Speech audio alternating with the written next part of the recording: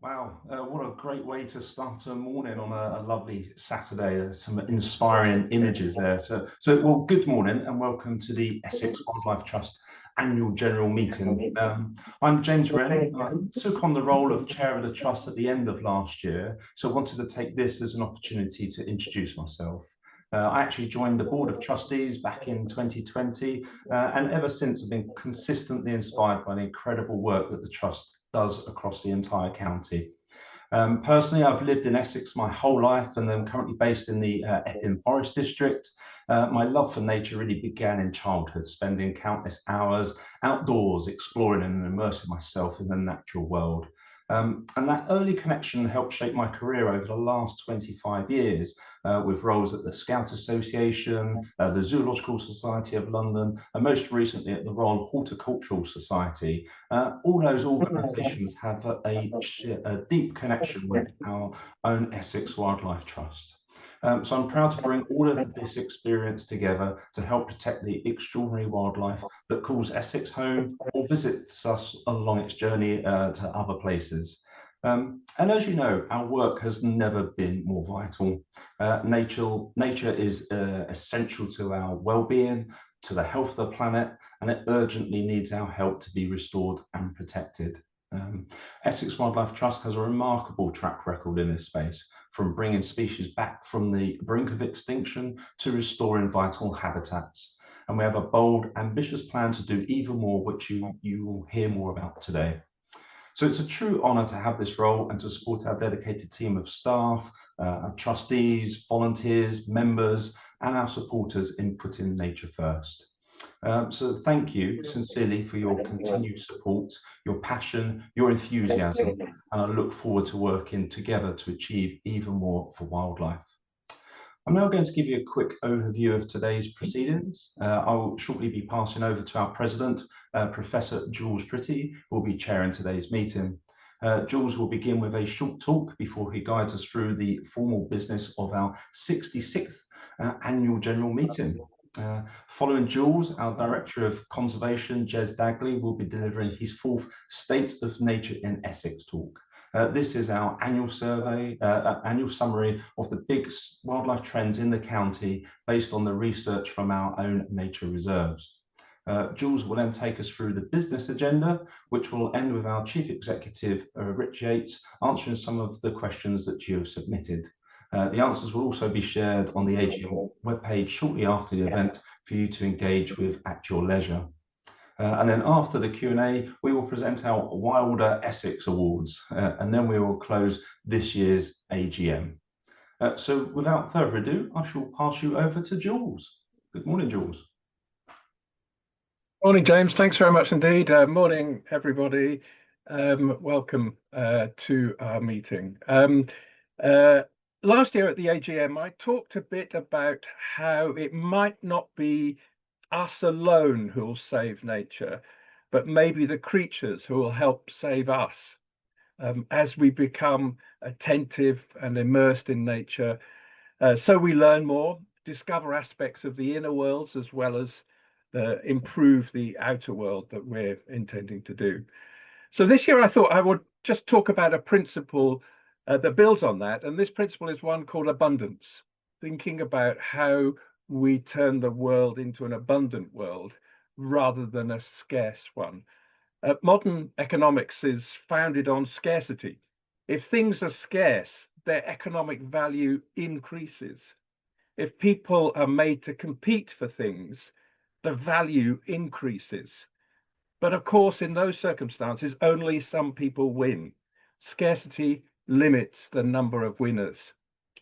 Lily Tomlin, the American actor and comedian, said, "The trouble with the rat race, if you win, you're still a rat." So we kind of face this way that the economy is organized as a contrast to thinking about what we're trying to do with nature to make it abundant. So by contrast, if I go for a walk, nature is still there when I return. If I consume dawn bird song, the birds are still there at the end. The bee that gathers nectar and pollen, and then the flower at the end, is still there. So this idea of abundance, I think, is a critical part of the efforts that we're trying to achieve locally, nationally, and also internationally when it comes to conservation and wildlife. Abundant nature also has many side effects, as James just mentioned. It's multifunctional. It's good for health. It brings people together. It brings wonder about the world. It delivers, to use a kind of modern language, it delivers ecosystem services, helps flood control, captures carbon, which all have economic benefits. It brings us together and in certain circumstances reduces household costs. So this summer, in the summer and autumn Essex Wildlife Trust magazine Wild, we sent out a leaflet to all members, which we're just going to bring up on the screen here, called a 30 for 30 leaflet. It's a bit bleached out there, but you'll see it in a moment. This is the kind of physical leaflet. Here it is. The 30 for 30 leaflet went out to all members, and this is something a group of writers, authors, scientists, policymakers, including Rich, representing the Essex Wildlife Trust, produced these 30 ideas about what individuals can do to improve nature, to help with nature recovery. 30 ideas that are organized around three framing areas: what you can do in your garden and home, with your community, and how you can help change the way the system works. So the green, blue, and orange. So it's just a pointer. I hope you will have seen these leaflets and had a little bit of a look at them, but we just wanted to kind of pick on a couple of key principles here. The first thing is, the principle one is to offer lots of ideas and let people choose from those ideas the sorts of things that fit them best. Secondly, it also says, if you dislike some of these ideas, that's fine. You can still be in the game of nature recovery by doing something else. Now, governments are not very good at doing this. Policymakers are not very good at doing this because they tend to want to narrow down the choices to the things they think are most important. So what we're trying to do here is offer lots of paths into the future of nature recovery and ask members, our ask, to the people of Essex as a whole, but also to Essex Wildlife Trust members. Is there something you can do this year, one thing more than you're already doing, and then next year another thing? And could you also use these leaflets as a means of discussion, perhaps at the kitchen table, to talk within families, or maybe across generations, talking with the grandchildren, talking with other relatives, about the priorities that we can do individually. Now, there's a separate point here, which is it's really important that governments and international institutions help with nature recovery. But we've focused more in this leaflet on what we can do as individuals to help these greater efforts, building a kind of movement from the ground up around nature recovery. So I hope you've got this leaflet and you can spend a couple of minutes doing this. We very much hope that this will help, that members will help take this forward and achieve a kind of next scale of impact on nature recovery across the whole of Essex. This leaflet is also timed to coincide with the release of the local nature recovery strategy in Essex. Rich has been involved with this and many others have been. This has been completed and published. It's only the third county in the UK to have done so far, even though it's a statutory duty of counties and county authorities to produce local nature recovery strategies. This is ambitious, exciting, and novel. And so it sets the scene for years of potential change. And in a sense, I think this is what we mean by abundance. 38,000 trust members, changing wildlife, improving the lives of people in Essex, changing the story. Thea, if you could just pop that off now I'll just conclude with a couple of things. Changing the story, really, about how we talk about nature and how we think about abundance. This is my sparrow story. I live in the Stour Valley. For 20 years, we've had no sparrows in the village I live or in the valley as a whole, I think. 2 years ago, a family of sparrows moved into the garden. They've grown in size, a gorgeous backdrop now of cheep and chatter, and they don't mind us at all. I can stand a metre away from the youngsters lined on the fence, and they're quite happy with human presence.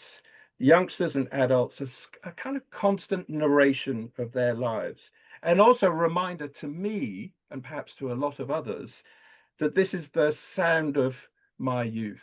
I remember sparrows all the time. In fact, they were so common that people became casual about them. And of course, the point is that common is not bad. Common is also good because it's a sign of abundance. So concluding this, I hope that we can continue to make a difference, to make nature more abundant and more relevant to people in their lives. Abundance once again.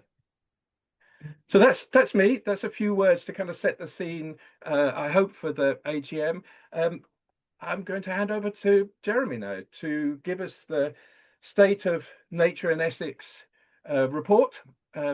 Jeremy, welcome. Thanks very much indeed. You're going to cover the 3 areas in your talk to set the scene for all members. Over to you. Thank you very much. Thanks for the introduction, Jules, and good morning, everybody. Next slide, please. Thank you. I'm taking a slightly different approach to this year's State of Nature presentation. This morning, I want to show you some of the work that lies behind the Trust's conservation strategy, which you see on the slide here, which was published just last year, so it's very fresh. The strategy is aimed at improving Essex's state of nature, of course, and as Jules says, it's all about abundance. And there are 3 pillars that you can see in front of you there that support our approach to the somewhat daunting task: improve, create, connect. And the rest of this brief presentation will show you just a few examples of to illustrate each of these. And so I'll divide my talk into 3 parts.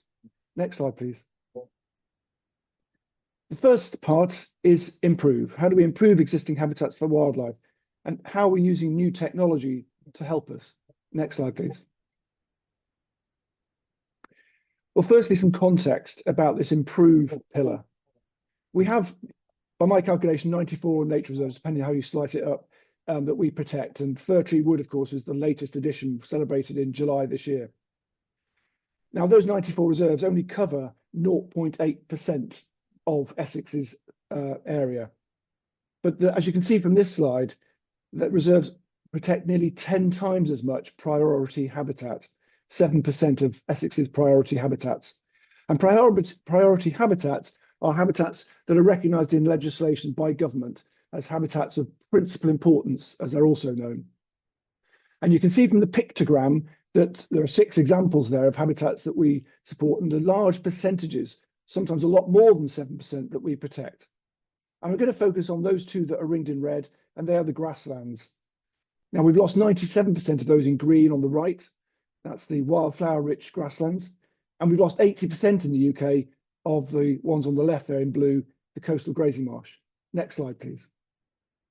So what are we doing about the wildflower grasslands, those ones in green that we've lost 97% of? Well, one of the ways of measuring and how we're improving our grasslands is by counting the orchids in them, a sensitive species, and we have many species in Essex. And you can see this is a dashboard from work done by our rangers and our volunteers this year, counting every site for the very first time across all our reserves in Essex. And you can see there a total of 87.6. Well, I can tell you now that we're near actually 100K with the results nearly all in. And this fantastic total is our baseline, what you might deem as our springboard for the future, because we'd like to get to 1 million sometime in the 2030s, and of course, not just on our own reserves. Next slide, please. But on our reserves, we're also doing more than just counting. We're mapping our orchids. And here you see the wonderful green winged orchid on the left there. And we have one of the best green winged orchid meadows in England. And that's not just me and us saying that. That's the Royal Botanic Gardens of Kew. This site supports 61,000 orchids this year. But how do we know that population is stable, increasing or decreasing, especially with those numbers? So as well as volunteer ranger counts, we're monitoring by drone, which you can see on the right there. And then down the bottom, not so clear, but you can see imagery from that drone, which is a very sophisticated camera with software where we're using to pick out the flowers and the colour. And what this will allow us to do is not just count the orchids, but look at the patterns across the meadow. Some parts of the meadow are not doing so well and need improving, and look at ways we can do that. And also it preserves that image, it preserves that distribution and count for many years to come, and we can overlay that in 10 or more years' time. Next slide, please. And then moving to that, if you remember the blue, those coastal grazing marshes, the other grassland that we've lost 80% of in the UK. And as we should know, coastal grazing marshes are better, wetter. And the one problem we've got in Essex, of course, is we're in one of the driest parts of the country. And as we had this year, we're in one of the driest times in the century. And Essex has some of the very best coastal grazing marshes of the whole of the UK. And this is an example, these images from 2023 and 2025 of Howlands Marsh Nature Reserve. And here we've got money from Natural England's Species Recovery Programme, where we're looking to improve the coastal grazing marsh by making it wetter. And we're doing this by blocking channels, raising bunds, and reprofiling those lowways, those wiggly lowways you see in the pictures. And you can see the contrast between 2023 and 2025, where we block the channels, and you can see the amount of water we're now holding on the site. This is really important for many species of birds, insects, and mammals like water vole and otter. And you can see also that this is using drone imagery again. And to our right, you can see we're also using more new technology with solar pumps to move that fresh water around and to make sure we top it up. And then finally, we're using trail cameras. So we're minimizing our intrusion into the landscape. And here you can see a lapwing, the very first breeding pair on Howlands Reserve, as a direct result of this improvement, the first for many years. Next slide, please. And you can read more about this, because I realise this is brief, in the Wild magazine, which Jules has already mentioned. Well worth a look. Next slide, please. So let's go on to the second pillar of conservation that underlies our conservation strategy. Create. How do we create more space for wildlife? How are we achieving this? Next slide, please. And for this second part, I'm only going to use one example because there are so many I could choose from, but we don't have the time. And this looks at seagrass and seagrass meadows. And that's the if you like, it's all in the name. They aren't just bits of seagrass. They were once meadows, but we've lost 50% of them in the last 40 years in Essex since 1985. So what are we doing about it? Well, we're working with Project Seagrass, you can see their logo at the bottom, to transplant and to move and create more. And we've put in hundreds of cores this year and last year. But from 2026, we're expanding the whole project with thousands of cores likely to be transplanted, with a big boost in new funding, which I'll talk about more in a minute. And we're aiming to get from just less than a hectare to 4 hectares across many sites in the next 5 or 6 years. Next slide, please. And finally, the last pillar. How do we connect spaces for wildlife? This requires a really different approach. Next slide, please. And to achieve real, meaningful, ecologically meaningful connections, we have to work at the ecosystem level. And that means working also with many, many partners. And this is a real challenge for the Trust and for many others like us. It's a real new level of challenge, but we are rising to it. And what this slide shows is the Transforming the Thames project led by the Zoological Society of London, ZSL. And this slide on the left represents, if you like, the circle of intertidal habitats from salt marsh and seagrass, of which we support huge amounts in our own reserves, to mudflats and oyster reefs, away from into the marine. And they're all highly interconnected. You can't do one without affecting the other. And that's what this project is all about. And on the right, it shows the Greater Thames. This is the ambition, hugely ambitious area from North Kent right the way across the whole of our Essex estuaries to the Stour. And we're working with 19 partners on a $5 million project over 5 years from now. And £650,000 of that has been awarded to Essex Wildlife Trust to support 4 projects. And we'll make a start with these this year, making connections across that ecosystem in those 4 projects. And you'll have more on this over the next few years. Next slide, please. And finally, what are we doing inland? And you'd think rivers are connected. Well, sadly, many of our rivers are not connected. There are blockages, but there are also alien species like mink and others, which are preventing animals like water vole moving around. So we've got to try and reconnect them. And here we've got a 6-year project, again, with hard-earned money, £500,000 for 6 years to save the water vole, to control mink and to bring water vole back, again, like the seagrass, through translocations. And with specialist staff working alongside Cambridge University and using eDNA techniques, we're protecting the rivers and we're moving these beautiful creatures into new areas where they've been extinguished in the past. All this is from hard-earned external funding, which we have to fight for year in, year out, month in, month out. But just to finish, remember those words: improve, create, connect. Hopefully you'll hear lots more about those over the next few years. And thank you. Great. Thank you, Jez. Well, firstly, hi, everybody. Thanks for joining us today. Really nice to see you, and thanks for all of your support over the course of the past year. My name's Rich Yates. I'm the Chief Executive. I've met some of you who are on the call, absolutely, but hopefully I'll meet you all eventually at some point. Before we start the business of the AGM, I'm just going to explain how the voting will work. So all the voting is via the MySpace voting site. Hopefully, you would have received an email in the last week with a link to the voting site, which is hosted by our partners, My Voice, and you'll need to click on the link that's in this email. The email, as you can see on the screen, should have been from elections@myvoice.com. But if you have any problems with this, you can email the My Voice team using the address on screen, and they'll help you over the next few minutes. So with each voting item, Jules will read out the title of the vote and a timer will appear on the screen to indicate how long you have left to cast your vote. The instructions should be really easy to follow. You'll need to select your choice. It's either for, against, or abstain, and then you submit your vote, and the results will be announced shortly afterwards. We've received online proxy forms and some postal proxy forms where requested, and these will also be included in the total count. If you've already submitted a proxy vote, then if you can avoid voting again, that would be fantastic. The outcome will then be announced as to whether the motion has been carried. So now I'm going to pass you back to Jules, who's going to chair the business section of the AGM, and I'll see you a bit later. Thank you, Jules. Very much, Rich, and thank you, Jez, for that excellent summary of the challenges and opportunities facing us ahead. So, hello again, everyone. I'd like to welcome you formally then to the 66th Annual General Meeting of the Essex Wildlife Trust. Thank you so much for attending.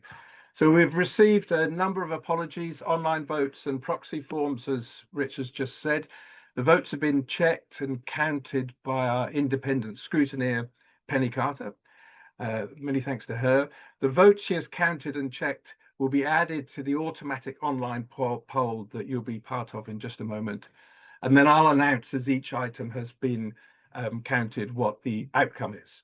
So please bear with me for a few seconds while the small animals in the system count up the numbers. And while that process is happening, as soon as I get the outcome, then I'll report it back and then we move to the next item.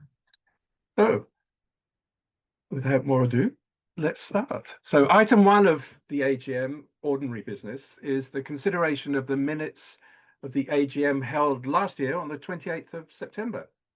So the minutes from 2024 were posted on the website, which is at the Essex website, Wildlife Trust website /AGM. We ask you to vote to accept these minutes. So can we display the timer? We can. I see it's there already. To start the countdown, you have 45 seconds to do this. The motion is, as a member, I accept the minutes of the AGM held on the 28th of September 2024 as a fair representation of the meeting. Could you please vote for, abstain, or vote against? 45 seconds to do that, and then we'll come back to me.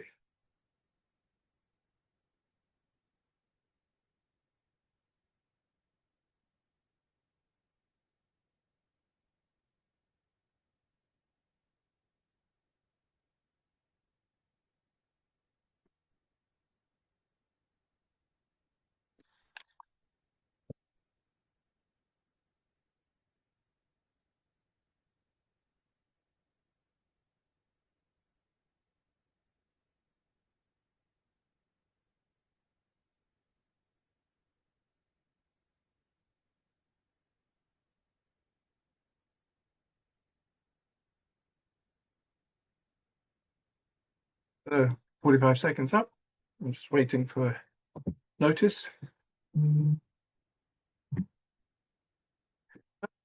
I can confirm that the motion has been passed. Thank you very much indeed, everybody. Motion has been carried. So item 2 on the agenda of the AGM is to consider matters arising, and I've been informed that there are indeed no matters arising. If you've got any questions that you'd like the Trust to address, we do have a questions section at the end of the meeting where we're picking up some previous questions. But if you want to put them in the questions section at the bottom of your screen, we will answer those as the stage after the meeting as part of the Q&A that will be uploaded to the website in the coming days, and Rich will lead on that. So if you've got any questions, please send them in. We won't be able to respond to them in real time today, as you may recall from previous meetings, but all of them will be addressed and uploaded on the website. Good, thank you. Item 3. So consideration of the impact report is item 3 on our agenda. The impact report is available to read online, again at the Essex Wildlife Trust website address /AGM. Like most charities, the Trust has moved to a mostly online format for the impact report to save on costs and to be more environmentally friendly. But hard copies are still available at the Nature Discovery Centres, and you can also call the membership office, and they'll post you a copy free of charge. So if you'd like to have one, just let us know. The 2024 impact report focuses on some of the big projects that were achieved during the course of the year, including the purchase of fir tree wood in Danbury, which was the Trust's first new nature reserve for several years, as you will have heard from Jez just now, lots of fantastic orchid-related conservation. And you'll have seen the lovely bee orchid on the front cover of the impact report. A record-breaking year for some of our most vulnerable beach nesting birds, thanks to targeted efforts, as well as some other species. Some incredible pond restoration work, some really big impacts of recreating a pond network across the county, and some high-impact citizen science campaigns. So all of this is in addition to the core business of managing our nature reserves and working with landowners for nature recovery. So what underlines all these successes is people, of course. The Trust focuses on wildlife, but everything it achieves is through people, and that includes you, its members. So again, many thanks. At this point, I'd like to hand over to our Director of Finance and Systems, Andy Ray, who will take us through item 4 on the agenda, the consideration of the financial statements for the period. So Andy's going to give us the summary of the details, and then we will come to the end of that. He'll hand back to me for the voting. So Andy, over to you. Thank you. Good morning, everyone. My name is Andy Ray. I'm the Trust Director of Finance and Systems. In recent years, it's been customary for the Trust Treasurer to talk through the financial statements. However, we have only recently appointed a new Treasurer, Paul Roberts, to replace Bob Holmes, our outgoing Treasurer. It did not seem reasonable to ask Paul to present the finances for a period he was not directly involved in, so I'm going to give you a brief overview of the Trust finances in 2024. The Trust incurred an overall surplus in 2024 of 1.3 million, including released gains.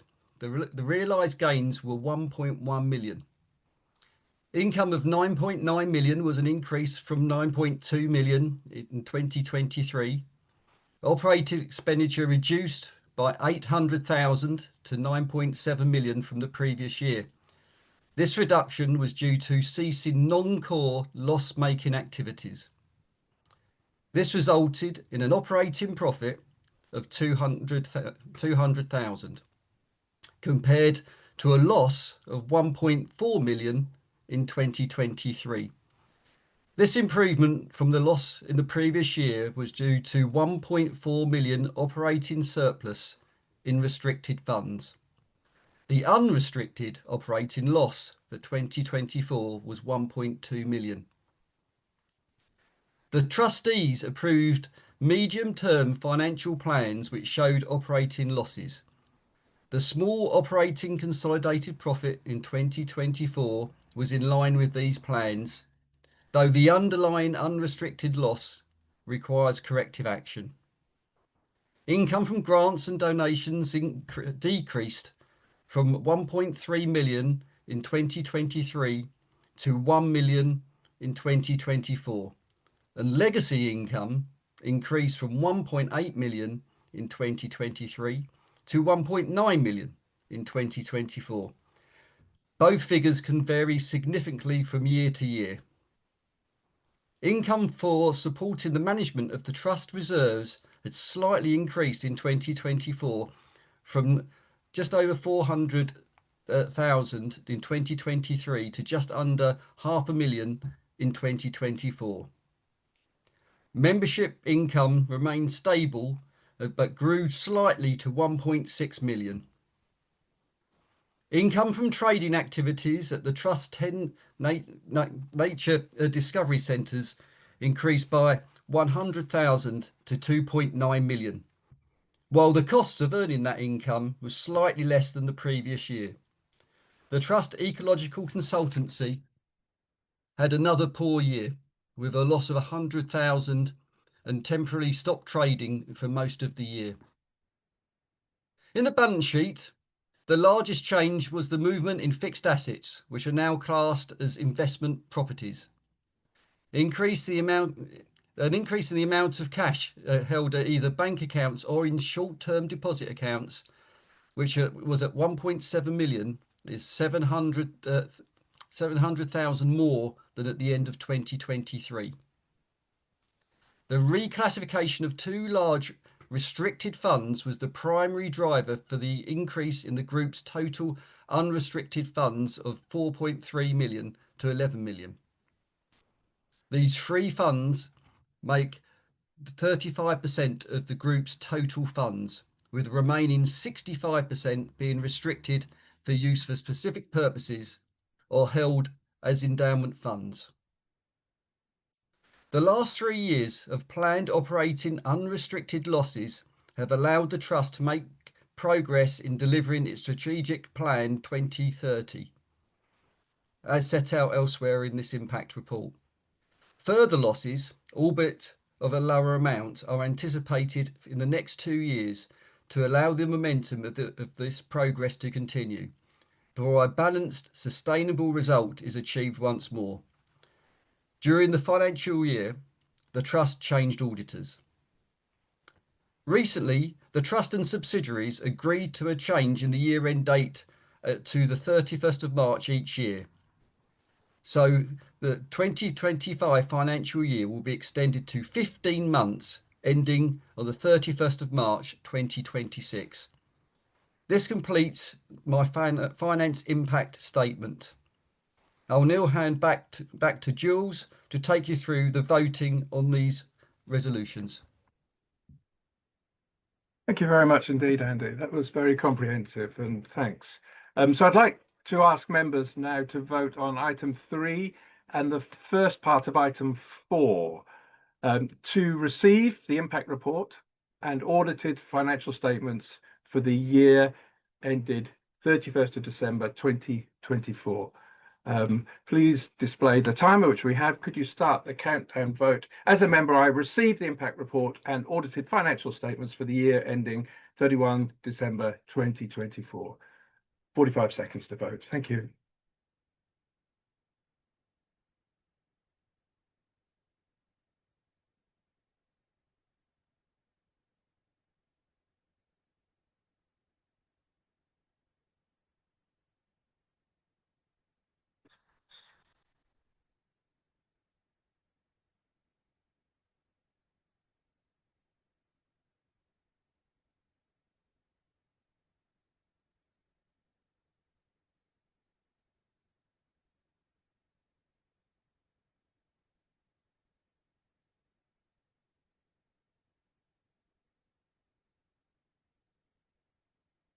Good. Okay, time's up. Just waiting for the results to be collated.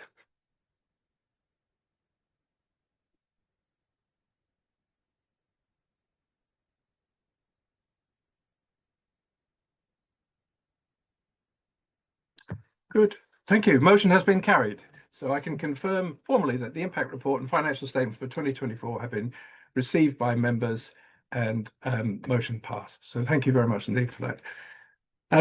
We now move to items 4A and 4B, which is the appointment of auditors Moore Kingston Smith as auditors of the Trust for the next financial year, and that their remuneration is decided by the trustees.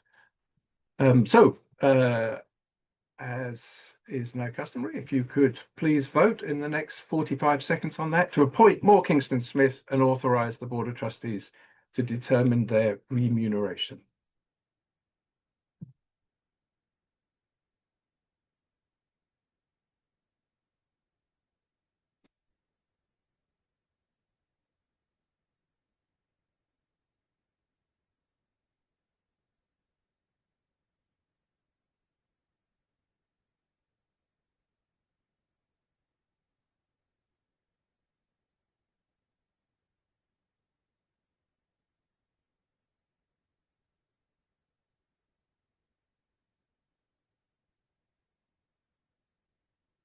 Okay, very good.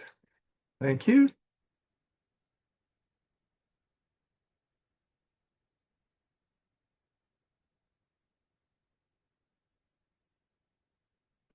Very good. Motion has been carried. Thanks very much. And thank you, Andy, for steering us through the financial part of the AGM. Much appreciated.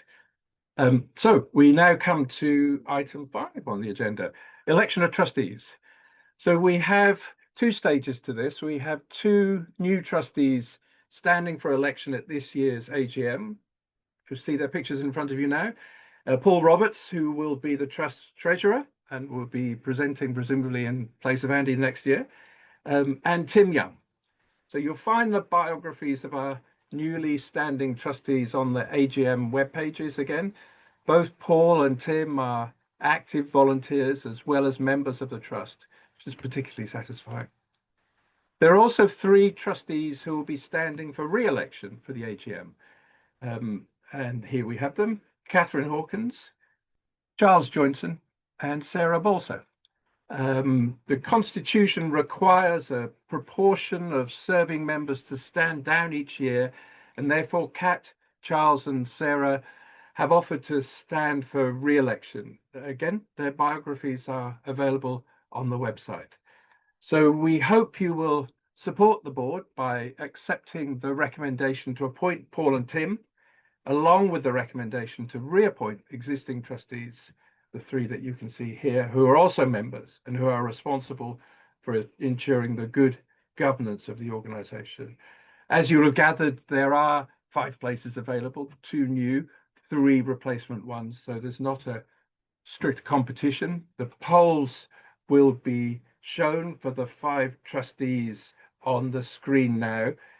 So there are separate polls, but they will be shown at the same time. So as a member, I approve the appointment of Paul Roberts, Tim Young, Catherine Hawkins, Charles Joinson, Sarah Balser as trustees. So we've got 60 seconds this time because you've got 5 votes to do in the one time period. So I would much appreciate it if you could vote for, abstain, or vote against. And the time is ticking down now.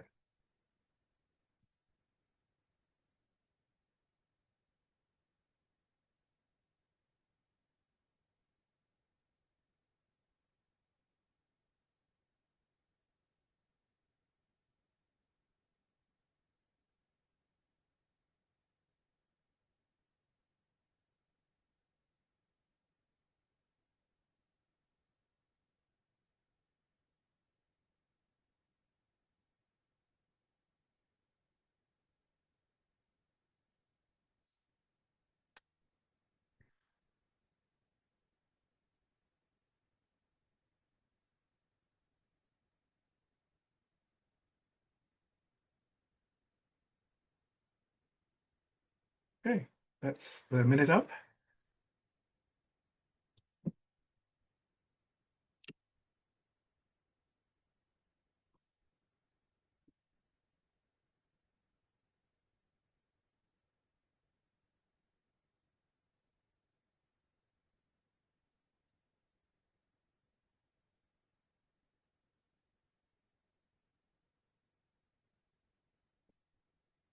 Oh, very good. All trustee motions have been carried. Thank you very much indeed again, once again. I therefore confirm that these trustees, the 5 of them, Paul, Tim, Catherine, Charles, and Sarah, have been duly elected to serve on the board of the Essex Wildlife Trust. And that concludes the ordinary business of the AGM. Now we come to the special business of the AGM. We do this every year. So our special business is to vote to reappoint our independent scrutineer for a further 12 months. Penny Carter currently acts as our independent scrutineer and counter and arbitrator for voting. She's checked and verified proxy voting for the last 7 years and has agreed to fulfill this role once again for us for another year. So I would just like to ask you again, if you would vote on this proposition to agree to appoint Penny Carter as scrutineer for the Trust for a further 12 months. Please, would you vote for, abstain, or vote against in the 45 seconds we have available?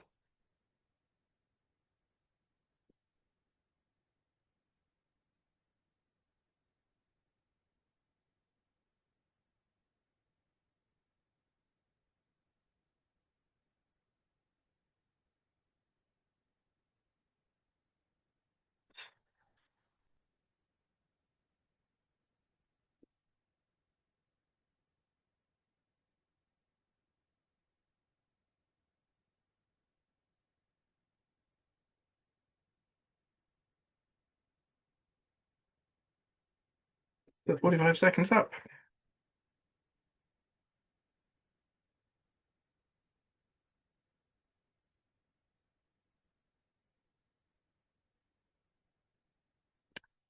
Motion has been carried. Thank you, everybody. I can confirm that we have a scrutineer for a further 12-month term. Thank you, Penny, very much indeed. We're grateful to you for your help and support. It's a very important role. That now concludes the formal business of the AGM. So thank you very much indeed, everybody, for your help with that and for your patience between the voting as we let the time on each of them pass and the votes to be tallied and brought together. So, well, we come to the next section where Rich and I will be in conversation. Well, I'll ask the questions and Rich will give the answers. So we've reached the Q&A session for our annual meeting. So as I said earlier, you could please feel free to add questions to the bottom of your screen if you would like. Rich will focus on answering the pre-submitted questions now, but we'll publish responses to all of the questions, including those submitted today, on the website in the next few working days. So Rich, ready to go? I think so. Thank you, Yeah, Jess. very good. Excellent. Absolutely. Okay, so I'm reporting the questions as they've been delivered to us verbatim, and you'll see I'll need to make that qualifier a little bit later on. But the first question is from David Cork. David, thank you very much indeed. David asks, why has the Essex Wildlife Trust stopped its work on local wildlife sites, special flower verges and living landscapes that are there to kind of link important wildlife areas? So Rich, if you could just address this kind of big area actually for David, I'd be very grateful. Yeah, thanks, Jules, and thanks, David. It is a big area. It's a difficult question to answer with any brevity, but I will try my best. So for the benefit of members who may not know this, we have about 1,600 local wildlife sites in Essex. And these are non-statutory designated sites, and they're deemed important for wildlife, but they're not legally protected. That's a really kind of critical point. So they're often at risk from development. So we did a lot of targeted work a few years ago on local wildlife sites, and we did related work on living landscapes, but this was time limited and it was made possible through external funding, which unfortunately we no longer have. We haven't had for a few years now, although we no longer have that dedicated resource, so we do still try our best to protect local wildlife sites. And we're also part of the Local Sites Partnership, which is coordinated by Essex County Council. And the purpose of this is to kind of scrutinise the work on local wildlife sites that are done by local authorities. So we also advise private landowners and local councils where possible, and we're very active in trying to protect them from development. So the high profile battle to save Middlewick Ranges is one particular example of this recently, and there are a few other cases that are live at the moment. However, the launch of the local nature recovery strategy and the local nature partnership means that we now have a much wider group of organisations who are looking at how we can best protect and look after these sites in Essex. And the government as well has set out, or did set out in its formal guidelines, that local wildlife sites should be an important part of local nature recovery strategies. So the Essex Local Nature Recovery Strategy is very clear that local wildlife sites are critical to nature's recovery in the county. So collectively, we do need to find a way to make this happen and to make it fundable, and to kind of, to make sure that we've got resources in order to deliver the local nature recovery strategy. But that's a really positive step forward. In terms of the special flower verges, that's a separate issue, and in some ways it's even more complex. But over recent years, we've been involved a lot, and there's been lots of dedicated work and effort from our trust volunteers, working in partnership with local authorities and Essex Highways to protect some of our very rare plants that are on roadside verges. And in June last year, as part of our conservation strategy, which Jez kind of talked about a bit earlier in the AGM, we undertook a review of this work. surveying on and essentially surveying on roadside verges is a very high risk activity. And so our review considered the cost of insurance cover. It also looked at things like preventative measures, so kind of method statements, risk assessments, training, personal protective equipment, PPE and signage and that kind of stuff. And after a lot of consideration and based on our duty of care to volunteers, we decided that we needed to discontinue our involvement from volunteers in any monitoring of these sites. However, the work does continue. It's coordinated by Place Services at Essex County Council, and the priority plant species that the verges support is a focus of their conservation actions. And they are, in some ways much better funded and better resourced than us to do this work. But, given the risks of roadside work, conservation ideally needs to be embedded in the work of contractors, and we're looking at how we can influence this as well. So sorry, quite a long answer, but it's quite a complicated subject, and there's kind of three sort of separate but interrelated parts to that. But thank you, David. Thank you, Rich. In short, there are this work is not stopping just because we're changing the arrangements. There's a new set of arrangements with existing institutions, and the new local nature recovery strategy should help bring some of that together in a better coordinated way in due course. David's also got a second question. So he says, why does the Trust have no visitor centres and so few nature reserves in that half of Essex north of the A12? It's the kind of barrier, the A12 area between the north and the south, or the east and the west. In other words, the whole of Braintree and Uttlesford and large parts of several other council areas in that part of Essex. So, Rich, over to you. Yeah, thanks again, David. Yeah, so our portfolio of nature discovery centres, if you can call them that, has developed over time, and again, I think the history is quite complex. But you'll notice that most of our visitor centres are situated in areas where there is a substantial nearby population, which is sufficient to ensure that there's enough footfall to make the centres financially viable.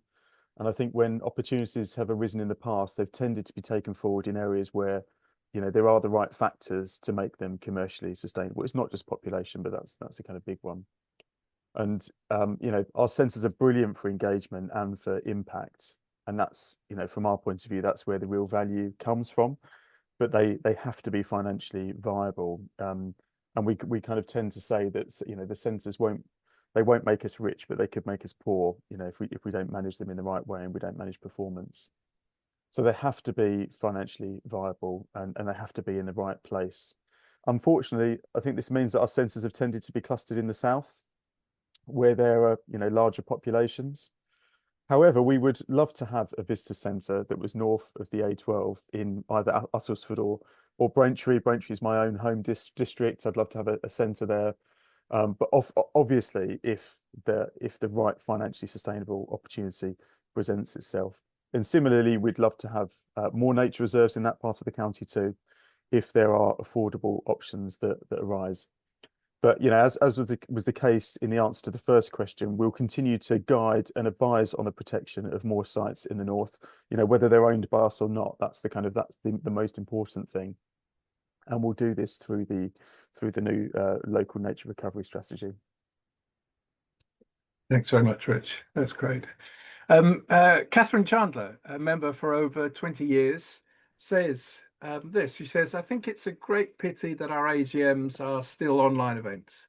Pre-COVID, there used to be great social events where members could get together, go for walks and listen and meet great speakers. It gave everyone a super opportunity to meet the committee and some well-known speakers and have proper face-to-face conversations and debates. Please return to the old ways, as sometimes they are the best. So a comment on the way that we do the AGMs, really, Rich, and what's kind of happening behind the scenes at the moment, including the walks that were arranged over the last couple of days. Yeah, thanks, Jules. Yeah, and thanks, Catherine. And I agree that sometimes the old ways are best for sure. So I think just sort of the fundamental point is cost. So just despite having several nature discovery centres, well, we've got 11. We're very fortunate. But holding an in-person AGM still requires us to have a marquee in most cases, because you can't cap the amount of people that can attend an AGM. You can't tell people first come, first served. So it comes with, you know, that cost, but it also comes with several other costs, which at least for the moment are not costs that we feel that we're able to meet. But what we have tried to do over the past 2 years in particular, so the sort of the 2 years since we were fully out of COVID, I would say, is to take more of a hybrid approach with in-person events that are tied to the AGM. So last year, as we had our 65th anniversary, we did walks at all of our centres in the afternoon. So we had the online sort of business agenda in the morning, and then we had these online walks in the afternoon, these in-person walks at our centres in the afternoon. And that seemed to go down well, and seemed to bring in some elements of the in-person. And then this year we've done so yesterday and Thursday we did member-only walks at Abbots Hall. So these were walks only available to members, and you know that's gone down very well as far as I understand, and members have been very keen, you know, to see Abbots, because it's been closed to the public for the last couple of years. So, you know, really eager to see that. So we wanted to make that possible. So we're looking all the time at how we can bring the best elements out of the AGM. But you know, we're not ruling out an in-person AGM in the future. We are doing a huge amount of smaller events on a weekly basis. You know, we do hundreds of events every year, and they do present opportunities to, you know, to meet other members and staff in person. But importantly, we're going to continue to look at how we can achieve some of those outcomes that you mentioned, Catherine, from the old style AGM, you know, such as members and staff being able to meet and socialise. How can we achieve those outcomes through other approaches? And a good example is that we had a very big event a few weeks ago when we launched our newest nature reserve, which was Fir Tree Wood, which members, you know, were invited to. There were walks, there were talks, there was kind of, you know, lots of opportunities to get together and speak to the senior team and other things. So, you know, we're looking to do more of that as well. But you know, we never say never. But those are just some of the reasons why we haven't prioritised it the last couple of years. Thanks, Jules. Yeah, thank you, Rich. That's great. Penny Lang, who's also a member of the Essex, Suffolk and Norfolk Pylons Committee, says this. As you all know, National Grid are now about to apply for their DCO for Norwich to Tilbury on August the 29th, so in a week's time. We would be grateful to hear about what plans you have in mind to avoid this very harmful project when there are better, cheaper and more modern alternatives. Rich. Yeah, thanks, Penny. Yeah, great. How many days have you got? Yeah. So it's a big one. So yeah, great questions. At today's AGM. So we have a position statement on our website about the National Grid's Norwich to Tilbury proposal, and we've been coordinating with Norfolk and Suffolk Wildlife Trust and you know, some of the other conservation organisations that are within the kind of the footprint of the project to ensure that we're all joined up. We obviously support the transition from fossil fuels to low carbon energy sources, but our view is that this can't come at the expense of the natural environment, and it doesn't need to.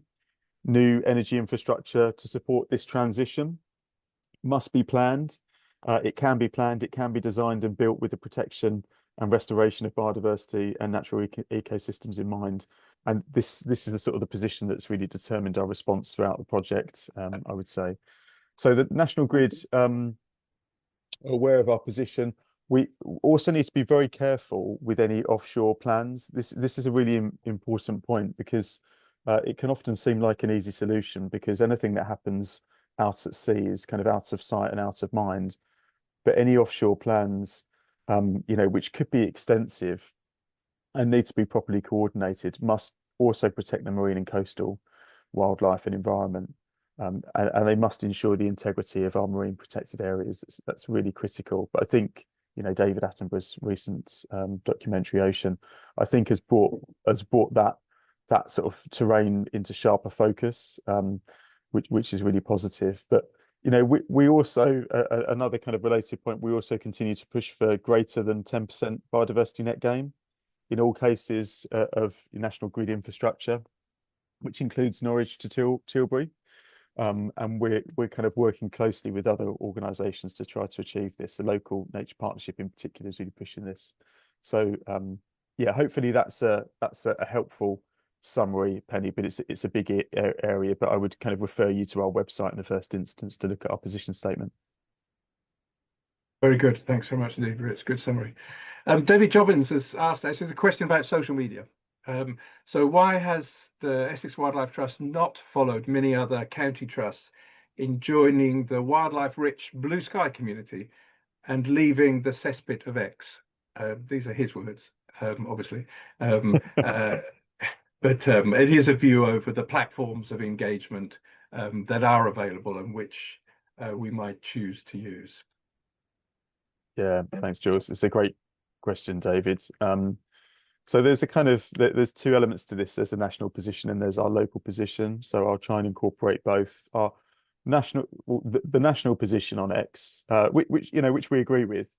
When we're working together collectively as the wildlife trusts, has been not to want to surrender the space. As soon as we surrender the space, surrender the audience, we've lost a big chunk of our engagement. And that's kind of there's a lot of colleagues as well nationally who believe that X is exactly where we should be for this reason, because we're then operating outside of our echo chamber, and we're then in a position where we are exchanging views with people who have different beliefs.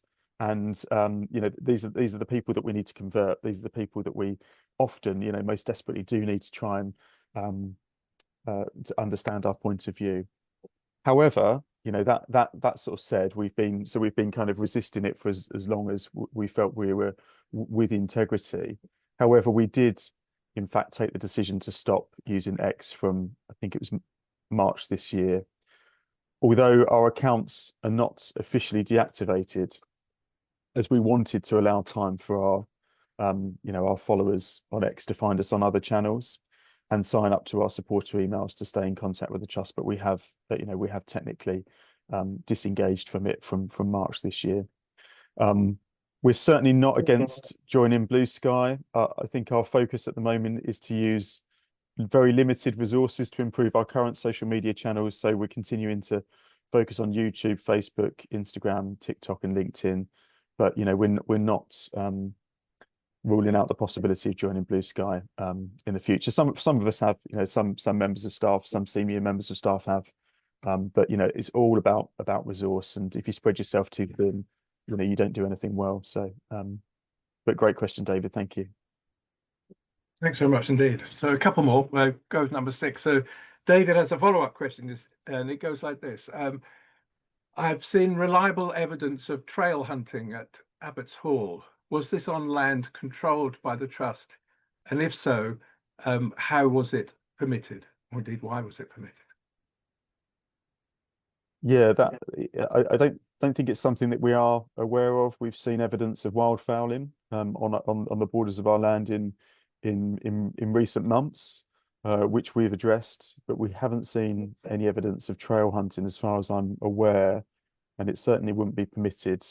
So if you can share any more details with us, David, that would be much appreciated. It's not something that we're aware of.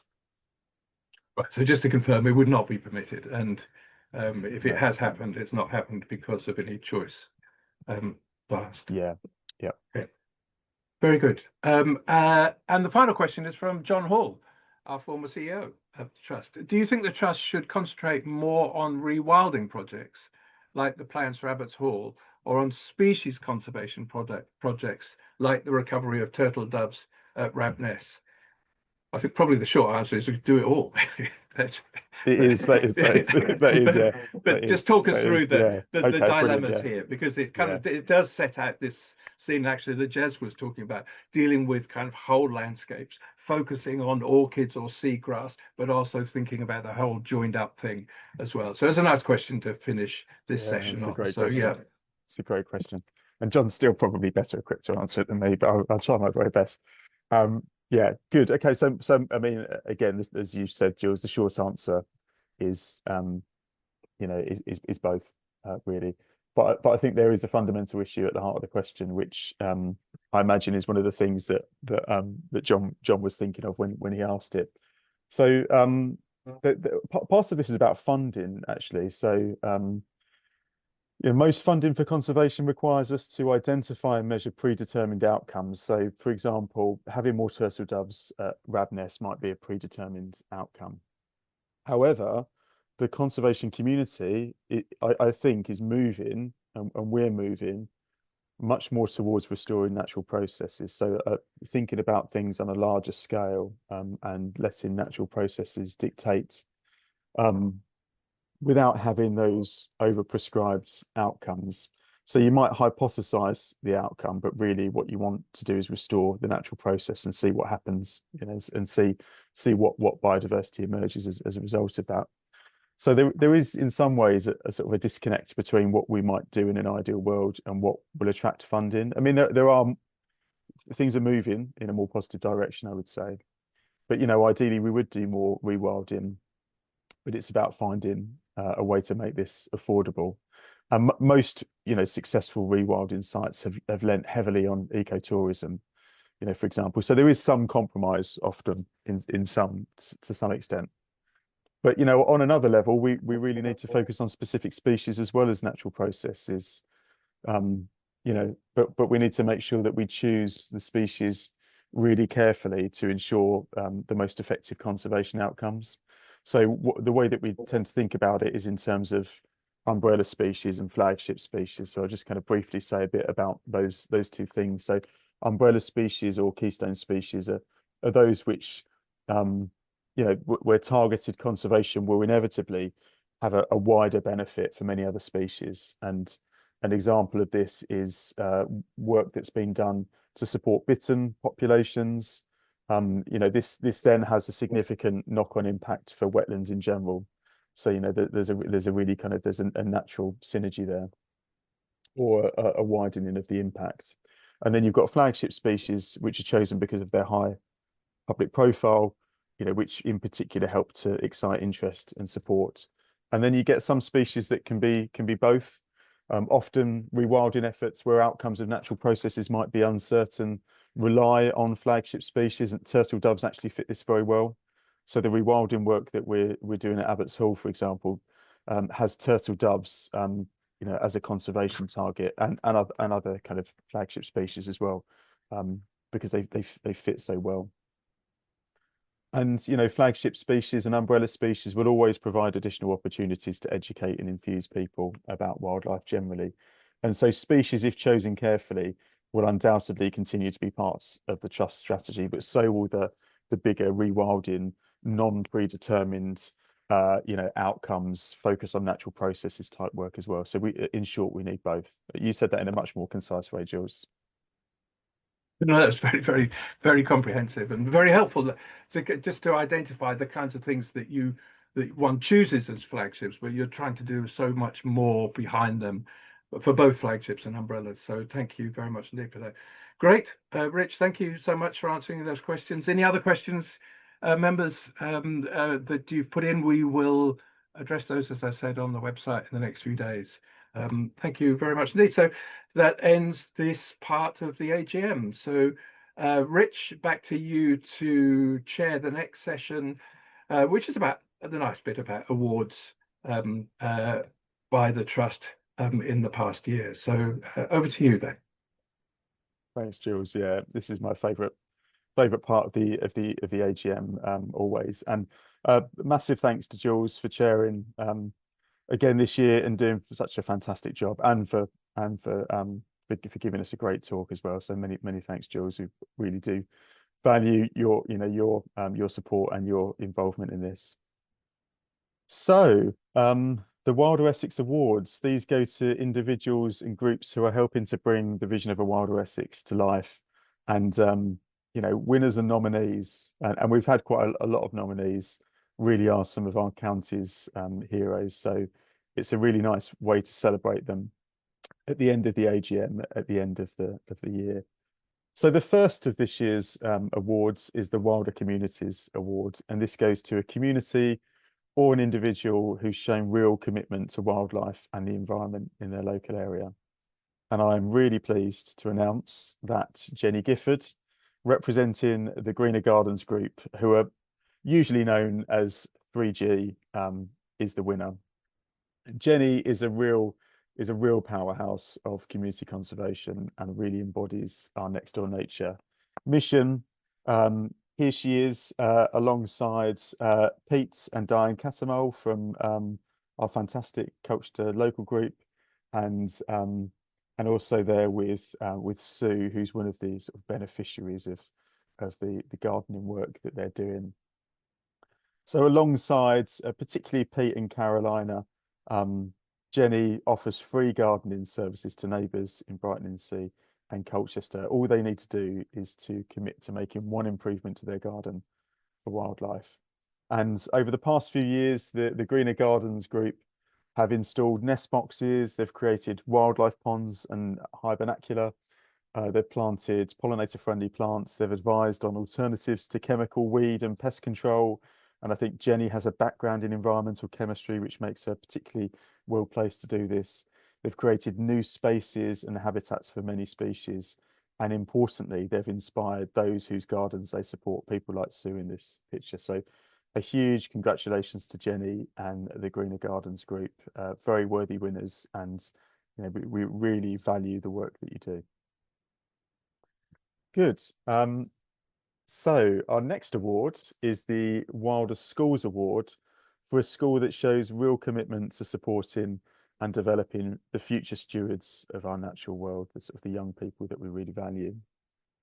And it gives me great pleasure to award this to Mayflower Primary School in Harwich.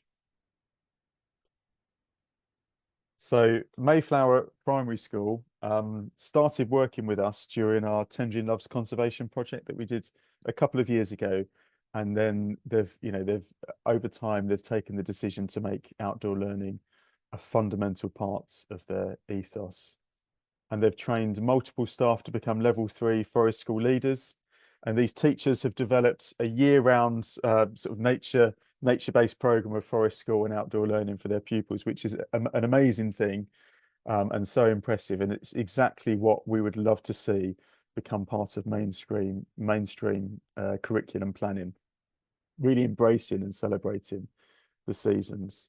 Children are encouraged to be actively involved in looking after their school grounds and forest school spaces, including planting trees and shrubs to increase biodiversity. And the opportunities that Mayflower provides have given all the pupils the chance to connect with nature as part of their usual school day, and has made kind of taking action for nature a part of normal school life. So really fantastic and really worthy winners. Our next award is the Green Leader Award for an individual who inspires others and leads the way in terms of conservation and climate. And it gives me great pleasure, and I suspect this is a popular winner. It gives me great pleasure to award this to John Meehan, formerly of Essex County Council. So John was the head of climate adaptation and resilience at the council, a huge remit, until he retired after 29 years, earlier in the year, I think it was a few months ago. In John's own words, the career might be over, but the quest is not. And John plans to continue as what he calls a treedom fighter rather than a freedom fighter. John has been a champion for wildlife and trees in particular for many decades, and has been a key factor, I think, in the Trust's close relationship with the Essex County Council. And we can't take that for granted. Not all trusts have a close relationship with their county council in the way that we do. Among other things, John's been responsible for Thames Chase Visitor Centre. He inspired the Forestry Commission and Woodland Trust to plant 500 hectares in Thames Chase, and he oversaw the planting of 500,000 trees as part of the Essex Forest Initiative, which he was responsible for setting up in 2020. He, of course, managed the climate adaptation and mitigation team at the council, who've recently developed the Essex Green Infrastructure Strategy, the local nature partnership, which has been hugely successful, and the local nature recovery strategy, which, as Jules said right at the start, is only the third county to deliver that, as well as overseeing a £20 million capital flood programme. So many of these projects have involved the trust and represent some of the county's really big successes. So a huge well done to John, and many thanks for all your work. So you can see a picture here of John being given the award by Jez, and I think Jez and John are quite good friends as well. So fantastic, well done, John.